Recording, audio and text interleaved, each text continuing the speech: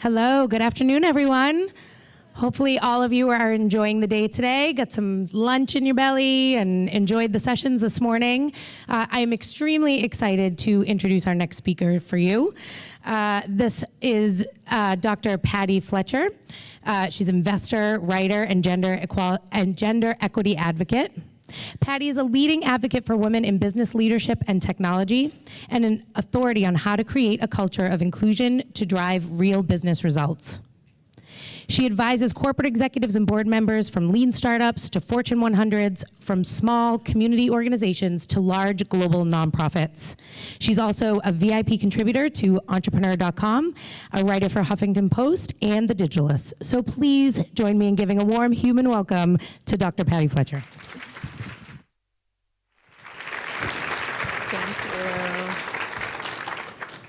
Hello, everybody. Having a good conference? Yeah, awesome. Oh my God, standing room. Love that. Hello. Awesome. So good to be here to talk with my people. I grew up in HR. I started at SAP growing their HR line of business, and I learned so much during that process. The difficulty of everyone's job in this room is unbelievable. This topic is probably more important than ever as we struggle through how do we attract and harness all the best and available talent? It's an incredibly important question, and notice I didn't say anything about diversity and inclusion. This is a topic that we all come to absolutely professionally, but this is a passion topic. We all have a story of how we got here. My story is about how I got here on stage and what I've been doing about it. You have a story for what brought you into this room. And hopefully you learn some stuff that you can actually go implement differently as part of your work as the owners of people strategy, as the owners of enabling your leaders, your individual contributors, to be able to bring their whole self, their best self to work, regardless of the population. So I'm going to share my story with you, and that starts with my grandmother. She is that little girl right there. Her name was Arshalus Tasjan, and she's been the inspiration for the majority of my adult work. I grew up the first 6 or so years of my life spending every weekday with her. She was the kindest, most gentle, wonderful woman. She cooked the best Armenian food. I always felt loved. She listened. She taught me special songs. But I didn't really know much about her. And in fact, everything I did know about her was what my mother told me. I knew that she was born in 1915 in Turkey, Armenia. I knew that her father died before she was born. I knew she was the youngest of 9 kids, the oldest being, near his 30s, right? So you can see the time span there, who lived in the US when she was born, and again, she was in Turkey, Armenia. I knew that her mother died when she was 6 months old, rendering her and her siblings orphans. And I knew she came to the United States, and she was allowed to after several tries, because she was going to marry my grandfather through an arranged marriage made by her brothers. So years go by. She died when I was in my late 20s. And after she died, my curiosity about her only grew stronger, and I honestly can't explain why. So at what was probably the most inconvenient time in my life, I was working for a large enterprise software company. My job was to sit on an airplane and go meet customers wherever they were. I was basically not home. My daughter used to say my job was to yell at my computer, laugh on the phone, and leave with a suitcase and come back. That was my job, right? And so I had 2 little kids at the time, and I went back to trying to find out more about my grandmother, and it was just impossible, just based on where she was and at what time she was born. So I realized that all the research that I had learned, not only in MBA school, but also as part of my job, were not going to be sufficient to get the insight that I wanted. So yes, at that inconvenient time, I decide, heck, let's add on a PhD. why not, right? So I go back for my PhD. I am having the time of my life. I am about a year in to completing my proposal, and if any of you have gone down the PhD dissertation path, you know your proposal is just as much work as the actual dissertation. So I'm almost complete with it, and then I am forced, and I say that because that was my mindset at the time, to take a feminist leadership theory class. And for me, I was like, oh my God, just get it over with. Because I was raised to believe that a feminist was someone who represented the or, men or women. More opportunities for men, less opportunities for women, and that never quite sat right with me.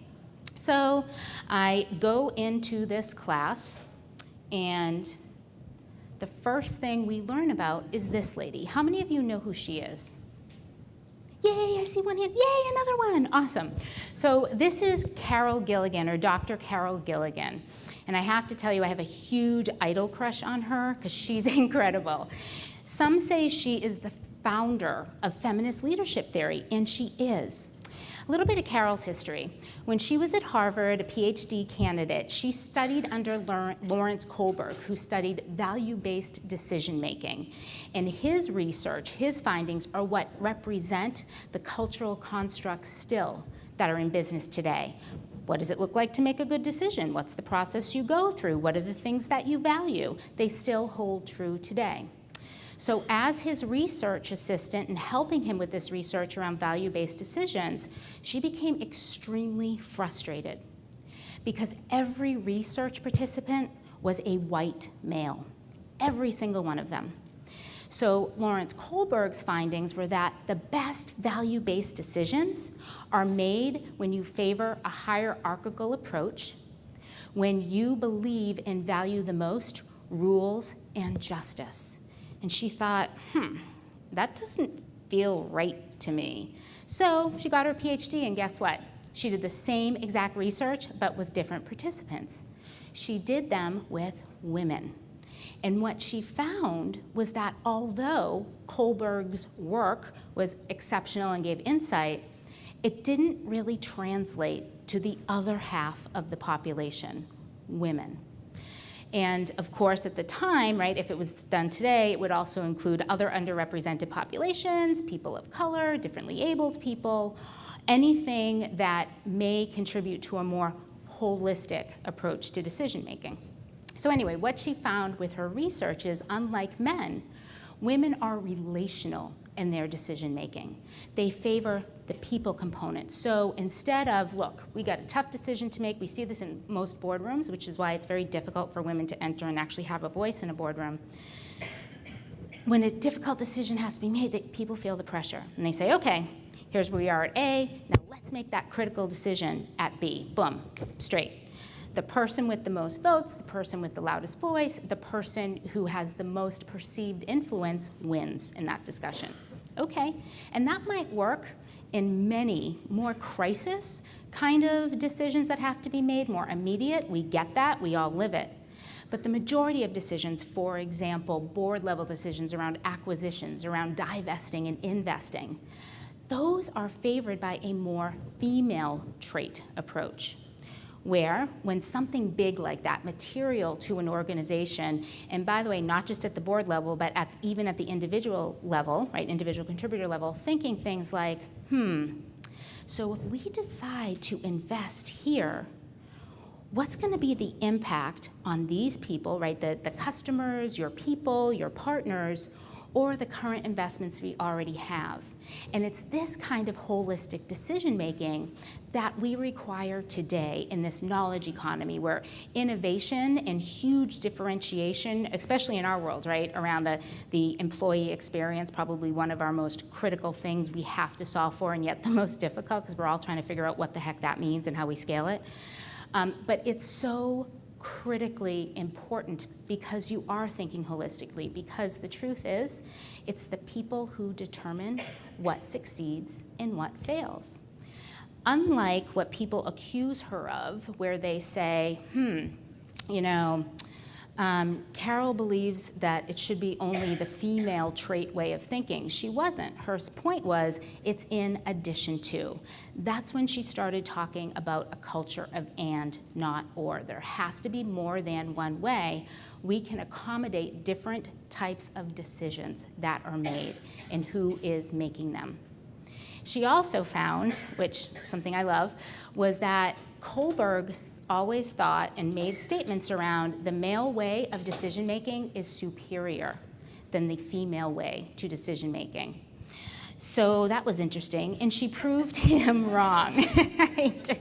She proved him wrong. So I fell in love. I changed my mind. I could not wait to get out into the world and share all that I found with everybody. I was going to be the messenger. So I did something really stupid.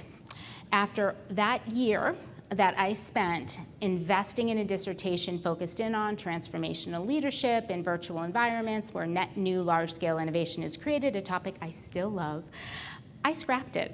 You can imagine my husband and kids' reaction to that, right? Pretty bad. But I scrapped it, and because I grew up in technology and when I was sitting in that class, smartest person in the world, realized I was always the only woman in the room.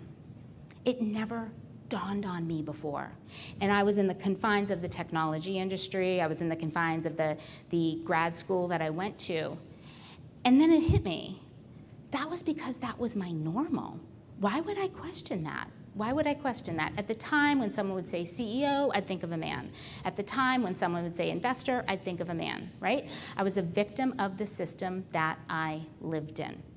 And that was no longer okay. So I decided to pivot over to a dissertation focused in on understanding the characteristics and factors that were common among the women who held board seats on public companies that were technology or life sciences. At the time, they were the most technology-intensive industries. So there were very few of them, so much so that I got to talk to all of them. And you can imagine they were pretty popular. So thank goodness there were people that could connect me with them. And it was amazing. It was absolutely amazing. And at about this same time that I was learning about these women, I was also learning about my grandmother. And what I found out was that her father had died when she was 6 months old because he was killed by the Ottoman Empire, which was the start of the Armenian genocide. Her mother, Nana's mother, she was killed when Nana was, her mother was 6 months pregnant with her, and my grandmother was 6 months old. Her mother found out that the soldiers were coming to their area of where they lived in a place called Harput, which no longer exists. It's called something else. And she knew they were coming for every Armenian who was there. So she decided that the only way to give her children a shot at living, of surviving, not thriving, but surviving, was to sacrifice herself. So what she did, she sent her boys to the mountains where the other men and boys of the village were. They gathered sticks, they gathered stones, I'm not kidding, that's what they had to use to fight people with guns.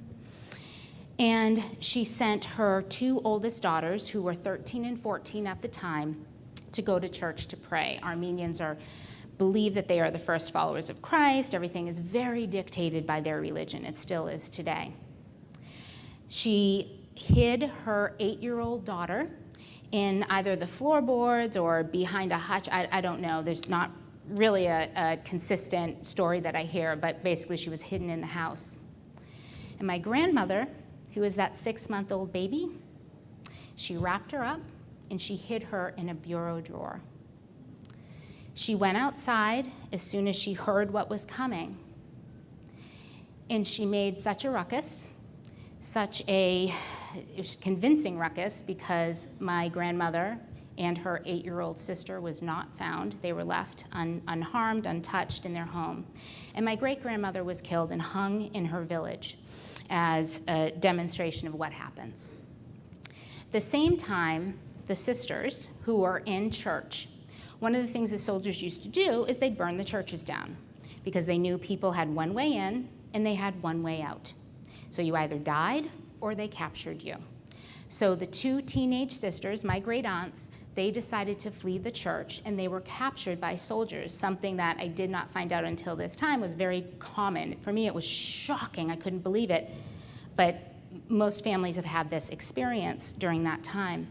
So they captured them, and they said, we're going to give you an option.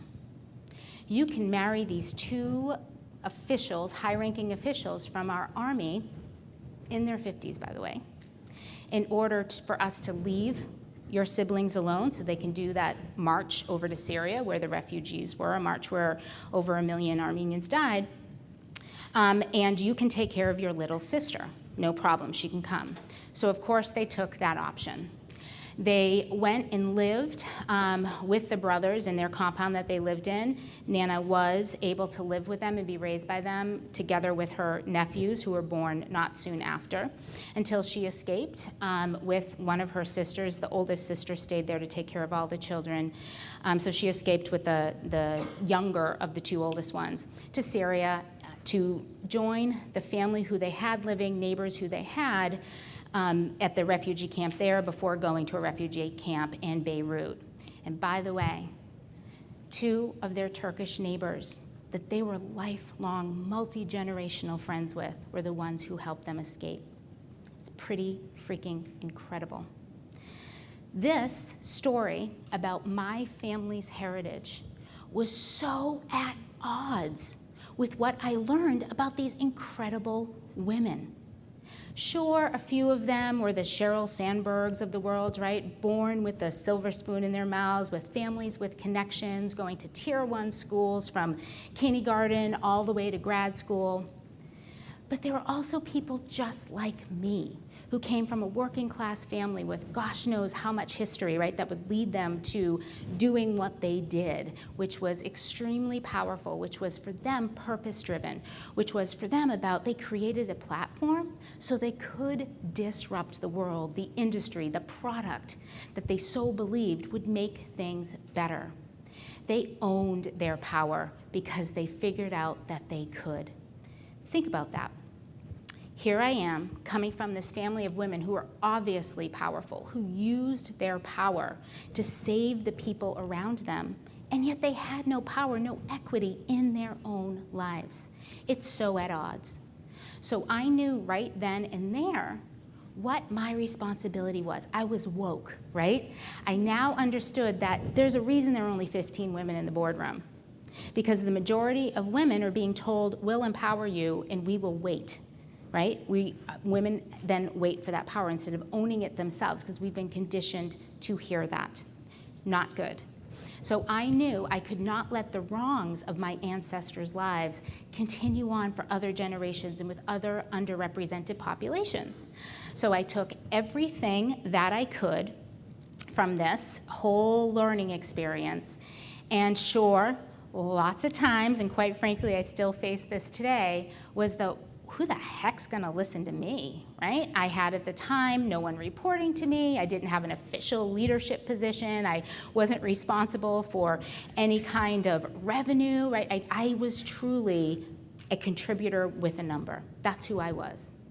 And then I realized, wait a minute, I am the granddaughter of this woman, a refugee who had no voice in her own life. And that continued with my grandfather, who was not a very nice man and really ended up secluding her from her family around her. So I saw it throughout her whole life. I saw this quiet, submissive woman, and I knew there was something behind her eyes. And I had to make that my responsibility versus my fear of screwing up, of being perceived as an idiot, I knew women had focused on this topic far before me.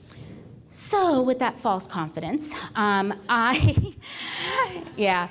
So, remember, right? I'm so hyped up on this. I can't believe what I learned. And because I work in the innovation world, where for years we've been talking about diversity, not inclusion, but diversity, I decided to go to this large tech summit where the speakers, the panels, they're all chosen from this organization of about 2 million developer types of folks.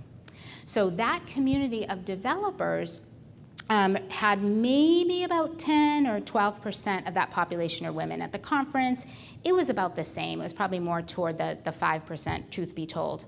Whatever.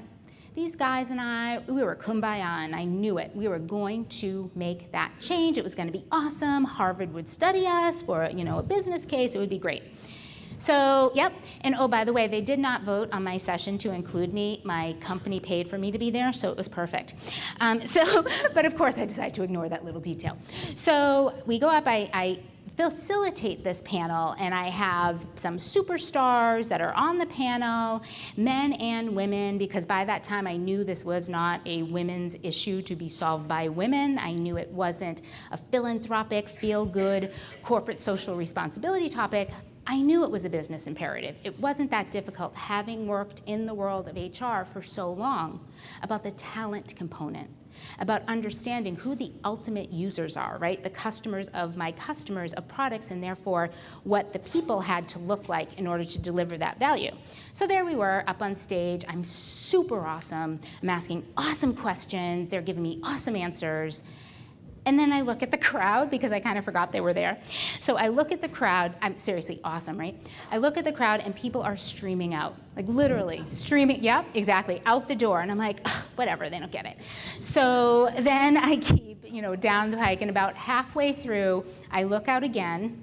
Know your audience, Patty. I look out again, and about half the room is gone. And by the end, there's maybe a few event planners and caterers left in the seats, right? Probably because they felt sorry for me.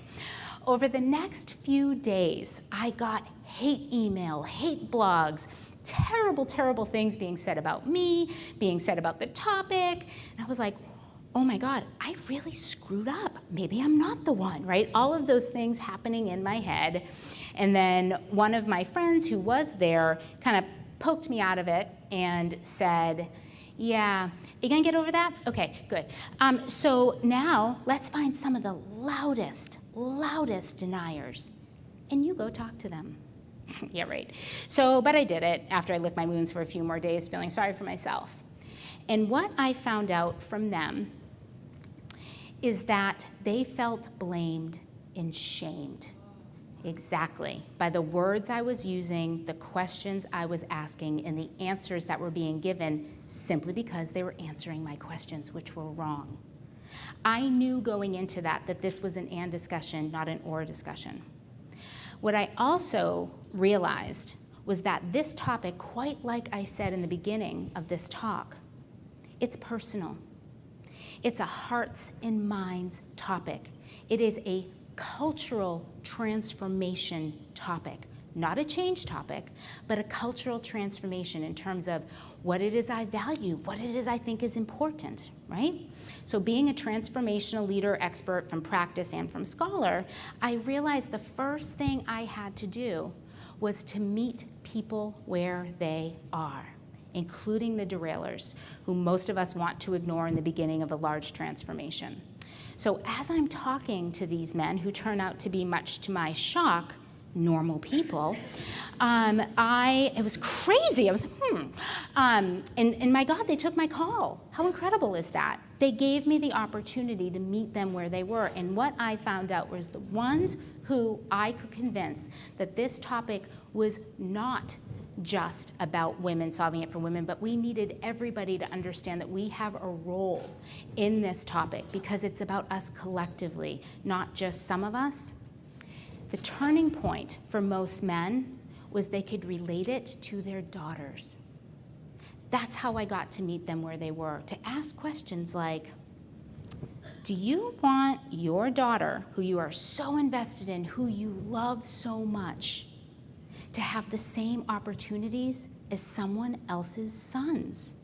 Of course they do. And this has been backed up over and over again. Harvard did the latest research on it. It truly is a tipping point. The challenge, though, is it's not enough. It's not enough.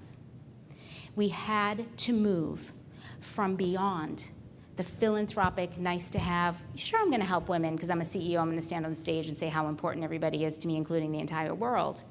But I'm not actually going to change anything. So, how do we do that? before we talk about the how, at the time, so many people were talking about equality. The men, the women, the people focused on this topic, people still talk about equality. But the truth is, we have to meet people where they are, and equality won't get us there. Why? Because equality assumes that I have the same journey that you have, that women have the same journey as men, that underrepresented populations all have the same journey. I think we've figured out, especially as HR professionals, that the one-size-fits-all probably is not working, right? We need to get again to that employee experience. So what does that mean? It means that we can no longer focus on equality where we assume everybody has the same start line, has the same journey, faces the same barriers, are given the same opportunities that they can take on, and therefore have the same finish line. What we need is a transformational leadership approach focused on cultural transformation. And that's what equity is. It's meeting people where they are in order to get them where they need to be. And as HR professionals, as business leaders, that means that they can thrive. That means they bring their whole self to work, right? That means they're engaged. They understand the tools, the ideas, the career, all of those kinds of experiences, that they are taken into account, because right now they're not. They're not. So give them, understand what their journey is. And by the way, this doesn't have to be perfect. I also realize that when you're dealing with cultural change, it's never a flip of the switch, right? We all know that. We have been the victims or the beneficiaries of cultural change programs, and we've also been responsible for them. So meet people where they are, understand the barriers they face. What are the challenges that they have that we either have to enable them to address, or we create opportunities to have them addressed, right? So one thing very obvious for women is, yes, I still get asked, how do you travel everywhere? Do your kids still like you? My husband's never been asked that question, right? We know that, right? It's fantastic. Love that. I remember dropping my oldest off at preschool, and all the women would be like, oh, you have to go to work. Poor you. And like, yeah, it's okay. So it's so funny. I can go to work and take care of my kids. Slow down. Yeah. So we have to meet people where they are. We have to understand barriers, even like that one. Or the fact that when my male pairs would not stay until Friday when we were working with a client because they had to go to someone's concert, they were heroes. If I did, it was like, and that was not the men's fault, was it? It's not. Just like it's not my fault for not being on a technology board. What it is to look at the system. One thing on here that's super important. So for years, we've talked about diversity. How many of you talk about equity? How many of you talk about inclusion? What's your definition of diversity versus your definition of inclusion? Diversity, I think, is being aware, and I think inclusion is actually including people. Okay, so she said diversity is about being aware, and inclusion is about including the people. Anyone else have different definitions? Diversity is getting an invitation to the dance. Inclusion is being asked to dance. Oh, that's so sweet. I don't get either, so I'm not sure what's going on there. I need to change. So did everybody hear that? Do you want me to repeat it? Everyone hear it? Okay, it's getting, diversity is an invitation to the dance.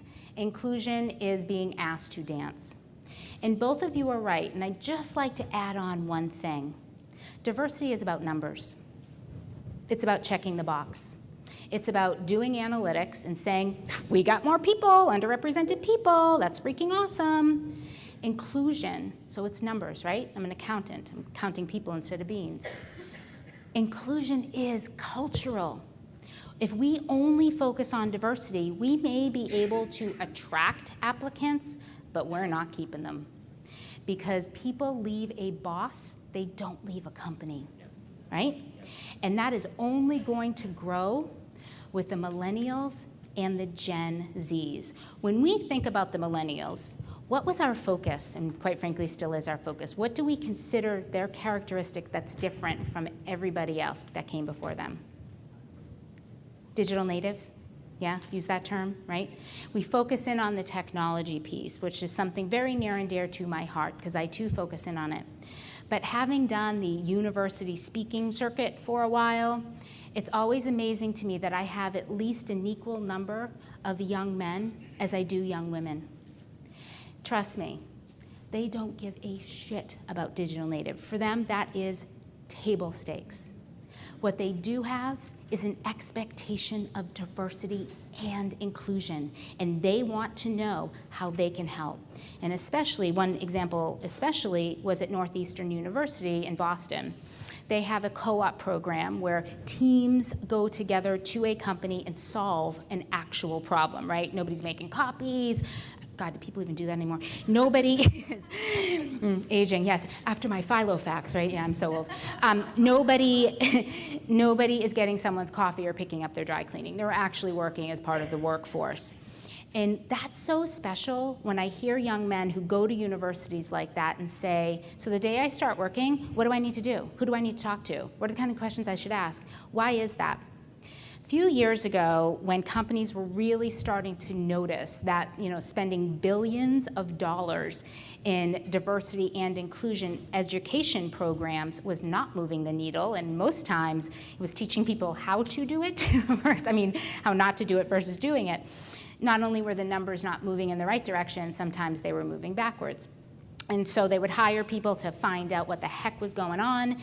The people would do the typical current state analysis versus the expectations. And what they found were young white millennial men did not want to be the next CEO, had no aspirations to be the chairman because they looked at the way the current system enables that person, right? They don't necessarily have a family life. All in means something very different to them. They have a drinking problem. They have a smoking problem. Like literally these kinds of things came up. And then people started going, whoa, whoa, whoa, whoa, whoa. What the heck's going on, right? So we still see that's a challenge, but it's also representative of the system. And that's critical because of the blame and shame. We are still seeing the blame and shame. There is no bigger fan of the post-Weinstein Me Too movement than me. No bigger fan. There has to be justice. There has to be an address of the imbalance of power in the system. But we're not going to do that if we keep dividing, right? We have to stop now getting away from the finger pointing that, trust me, I want women to tell their stories, but the broader press, people like me, the finger pointing doesn't help. It brings us back to the me versus you, not great. So we have to instead look at the system. So I work with lots of organizations on their technology approaches, on their cultural transformation approaches when it comes to this topic. And the question is always, where the heck do I start? I'm doing analytics, right? Yeah. So doing analytics, but not making actual changes in how I do stuff around people is the equivalent of me saying, I'm gonna run a marathon. I'm gonna do it. Look, I have a plan. I'm so great. I bought the clothes, the shoes, I'm all set. But then I continue to sit on my butt, not train because I don't like getting up early in the morning, right? And I expect to be able to run the marathon.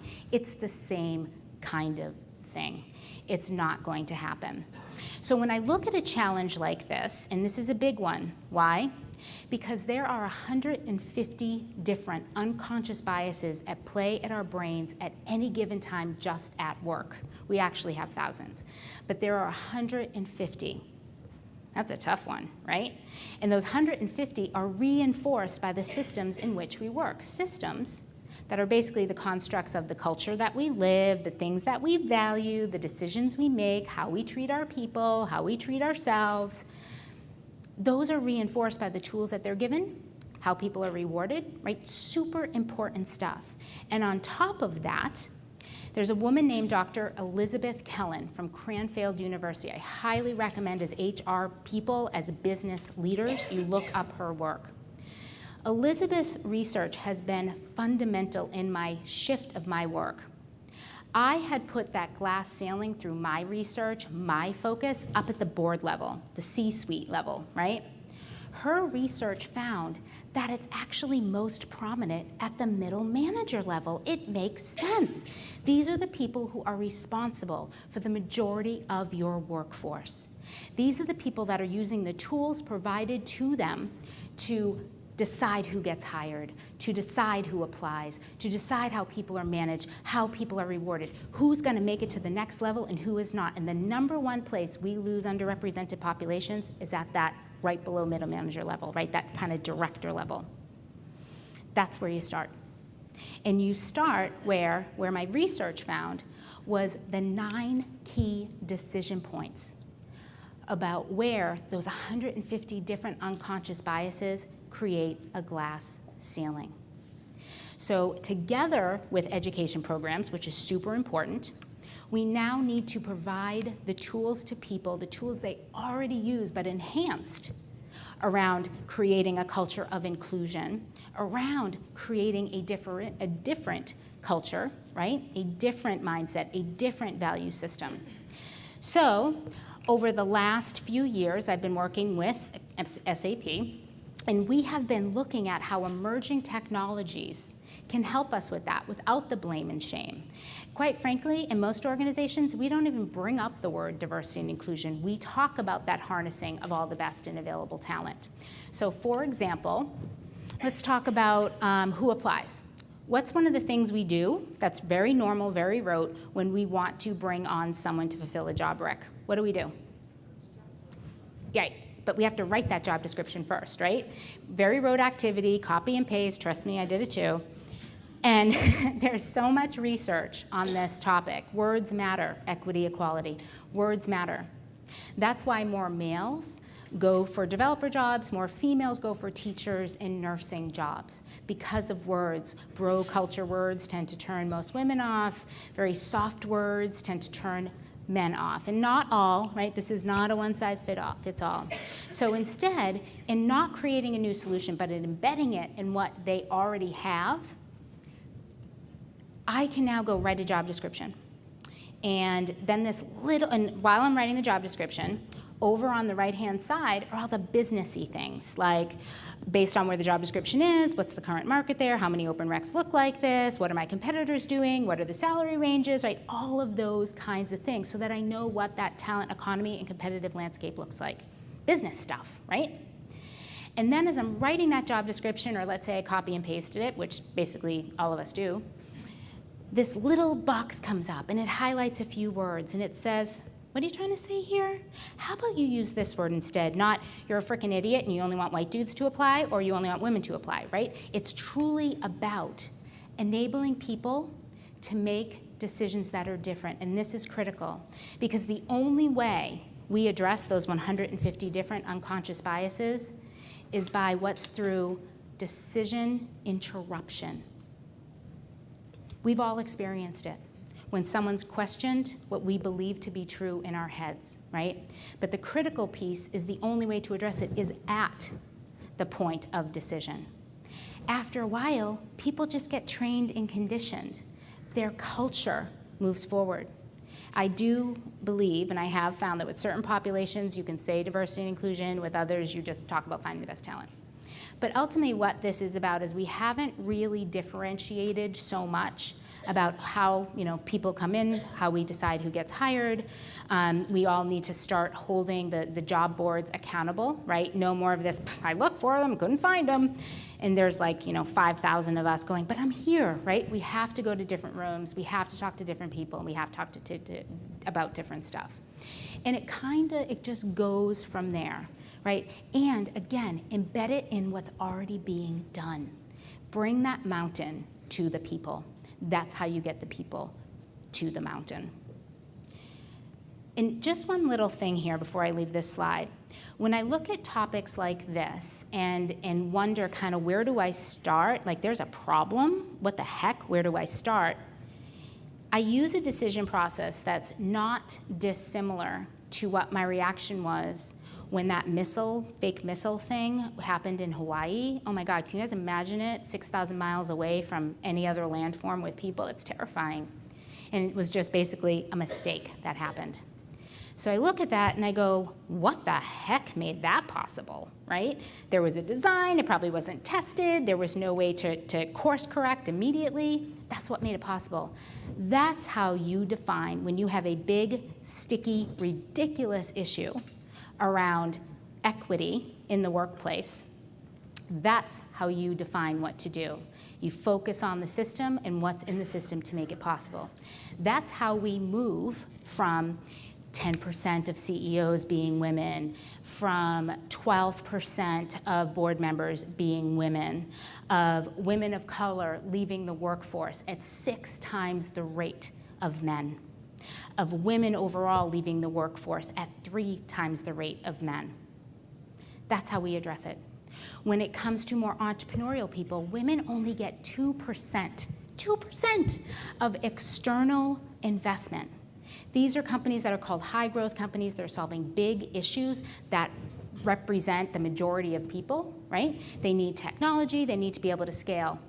Trust me, women deserve more than 2%. They too have the big ideas. But again, that system around investment is not conducive for other populations, people who look different. Everyone thinks entrepreneurship, especially in America, is just anybody, can work hard and achieve it. The truth is, it's a meritocracy, right? I hire people who look like me, think like me. It makes sense. If any of you saw Sai on the first day of the conference, you know what she said is true. People hate change. They love it when they're ruling it, but they hate it when it happens to them. So we have to think about that. We have to understand that the billions of dollars we're spending are not moving the needle. They're not increasing representation. The other piece on this before we end is this is not just about women. There are white men, quite frankly, walking around who are facing very similar barriers because they probably have more female traits. I have plenty of male traits, I have plenty of female traits, we all do. These key decision points, and we have tested them, hold true no matter the underrepresented or overrepresented population. So now we know it's a systems issue, now we know or have some hints around what's the best way to address that, what are the things that we need to think about, how can those tools that we deliver to people every single day within our organizations, how we can address them where we should address them. Now, let's talk about how we actually get there. Transformational leadership says that leading large-scale transformation starts in one place. Anyone have any ideas? CEO. Where is that? Sorry. CEO. Anyone else? Yep. With yourself. Yay! Exactly. So she said with herself, and you said CEO, and I'm going to tell you, you're both right. Number one, tone at the top means everything. Unless this is important to the board and the CEO in a material way, meaning they are willing to invest, they are willing to do more than stand on the stage and use different words and say different things and therefore invest in those things, which would be an evolutionary approach.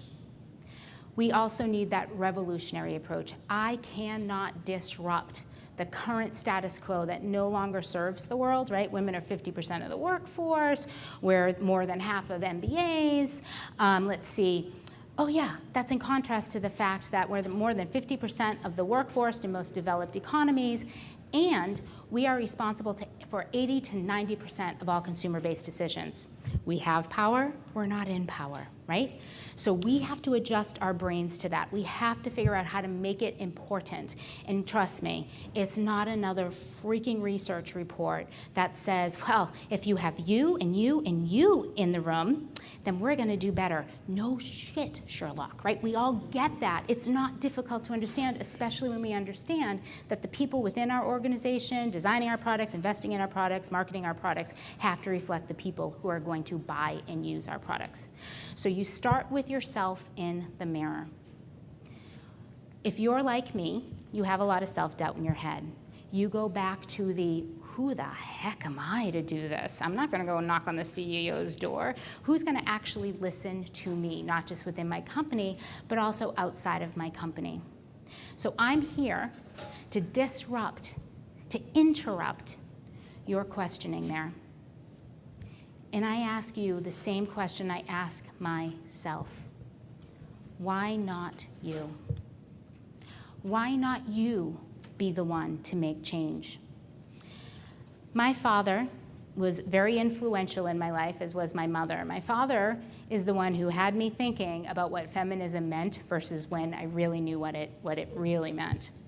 I grew up as a news junkie because my father and I, from the first days that I can remember, would watch the news together. I was going to be the next Walter Cronkite and Peter Jennings. It was going to be spectacular and amazing. He was grooming me. It was great. I was supposed to be a boy, by the way, which was a disappointment. I was going to be named after a Boston Bruin at the time, so this was his next best thing, because he was also a news junkie. But anyway, in the 70s, we'd see lots of marching in the streets for women's rights, equal rights. And what he would say, his reaction would be like, God damn it, if women want equality, they can open their own damn doors. This coming from a man who ensured women were paid equally to their male peers, who were ensured that they would get promoted, right, if they did the work, prove their value. Really interesting. But I have to say my father was right. Everyone in this room, we don't have to wait to be empowered. We already own our own power. We do. So my question to you is, who is with me? Who here doesn't want to wait for the CEO or the board member to actually make big scale change? Who here wants to make change for themselves, be able to disrupt their life? The first place to start is with the person in the mirror.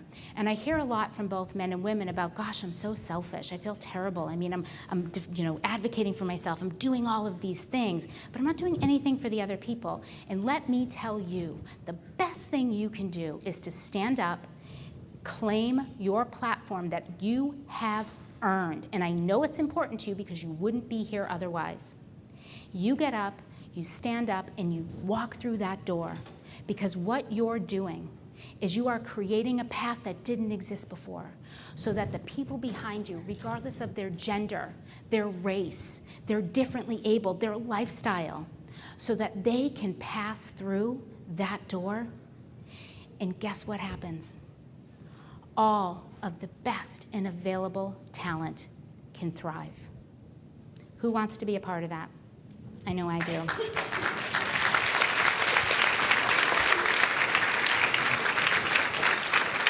Thank you. So how are we doing on time? Are we able to take questions?